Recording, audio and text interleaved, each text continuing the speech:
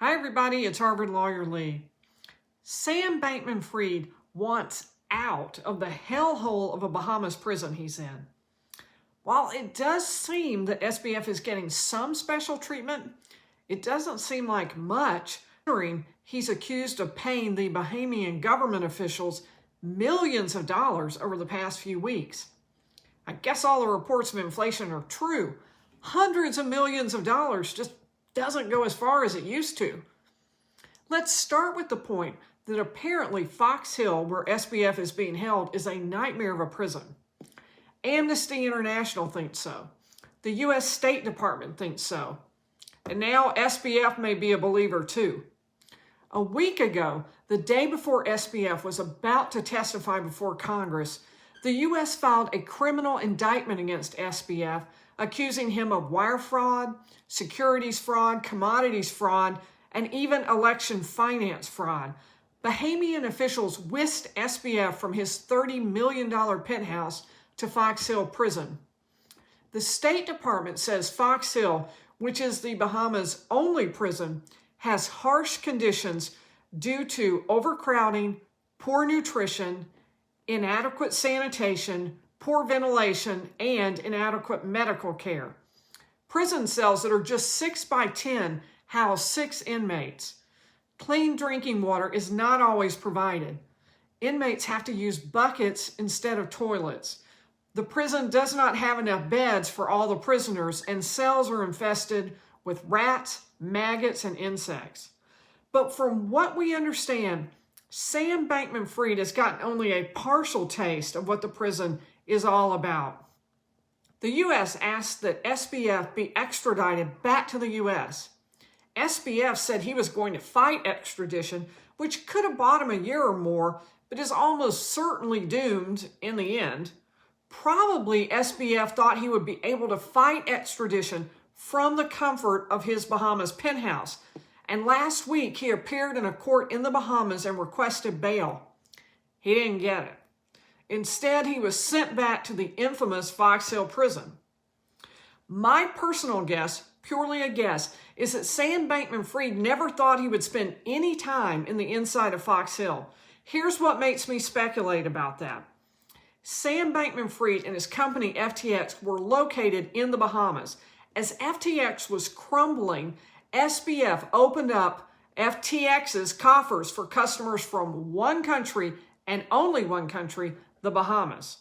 So people in the Bahamas who kept crypto in FTX were allowed to withdraw $100 million a day when no one else from any other country was allowed to withdraw funds.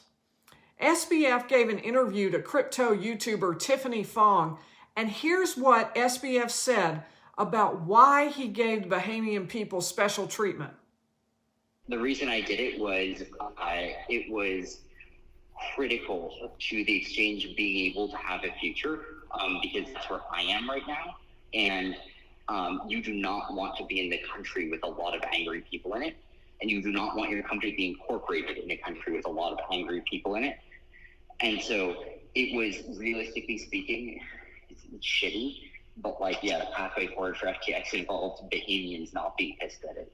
Because I guess it could have been looked at as insider withdrawal sort of thing.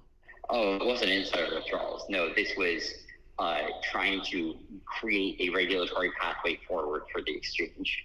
Just to kind of appease the citizens of the country that you're currently in, basically. And that the company was about to be assigned a provisional liquidator. And people who had their money in FTX were incensed that SBF locked them out of their own accounts while he allowed certain people to raid the coffers, mostly to protect himself, although he also claimed it was to help the company FTX. But according to filings in FTX bankruptcy case, SBF did something even more controversial to curry favor with the Bahamian government. The pleadings say SBF hacked his own company's servers and transferred digital assets directly to officials in the Bahamian government. SBF denies being involved in a hack of any type. But at a minimum, SBF admits he was trying to foster good relationships with the Bahamian people and government. And you can see where SBF might think he was about to get some special treatment. And to some extent, it sounds like he might be getting some special treatment. According to reports, he's in an individual cell on the medical unit, not in the general prison population. It's odd that SBF is on the medical unit and has been since he got there. The State Department reported that for prisoners at Fox Hill, access to physician care was sporadic, and sick male inmates and male inmates with disabilities had inadequate access to the medical center. At the age of 30 and appearing to be in robust good health, SBF can hardly be among the neediest patients in the prison. Sam Bankman-Fried told the court he has ADD, which is not exactly a medical emergency requiring housing in the medical unit. He also told the Bahamian court that he had depression, something most of the people who held their funds at FTX can probably relate to. His depression is treated with a patch that needs to be replaced daily. Again, replacing the patch daily would not require a prisoner to be housed in the medical unit. So while it does seem that Bankman-Fried might be getting some special treatment, frankly, it doesn't seem like he got much for his supposed hundreds of millions of dollars if those allegations in the bankruptcy case are in fact proven. And the Bahamian government is saying even this special treatment will not continue. The Commissioner of Corrections told Eyewitness News in the Bahamas that once Bankman-Fried is released from doctor supervision, he will be placed in a similar place like everybody else. She said that Bankman-Fried is housed with 5 other men in the maximum security sick bay, rooming with 5 other inmates in a dorm-style setting. Bloomberg, however, reported that SBF has a private room. Even if he has a private room, you'd have to figure it would amount to both the worst and the most expensive Airbnb ever if it cost hundreds of millions of dollars. By keeping SBF in prison, the Bahamian government is keeping the pressure on SBF to agree to be extradited to the U.S., where he may assume that conditions are better.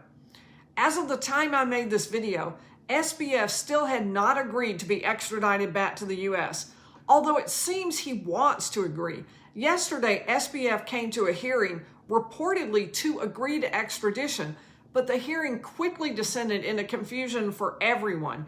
SBF's lawyers objected that they had not had a chance to talk to him.